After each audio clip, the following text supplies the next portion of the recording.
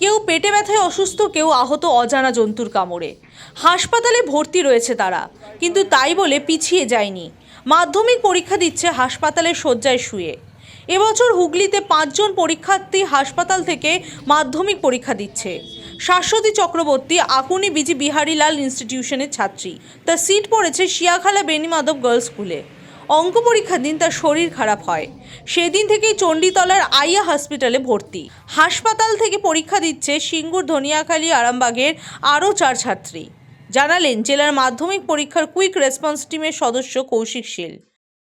আজকে অনেকগুলি ছাত্রছাত্রী অসুস্থ হয়েছে। তার মধ্যে আপনার মধুমিতা মুদি ও বর্ধমান শেয়ারা বাজারের ছাত্রী ও আরামবাগ সুপার স্পেশালিটি হসপিটালে পরীক্ষা দিচ্ছে। শাশ্বতী চক্রবর্তী আইয়া হসপিটালে পরীক্ষা দিচ্ছে। যদিও মেয়েটি আগে থেকেই অসুস্থ, অঙ্ক পরীক্ষা আইয়া হসপিটালেই দিয়েছে, তার সঙ্গে আজকের পরীক্ষাটাও ওখানে দিচ্ছে। বর্ষা গড়ুই আজকে ভর্তি হয়েছে সিঙ্গুর আরএইচে, মধুবাটি হাই স্কুলের স্টুডেন্ট, ও সিঙ্গুর রুরাল হসপিটালে পরীক্ষা দিচ্ছে। পিউ আয়েরি এবং চয়ন সবর।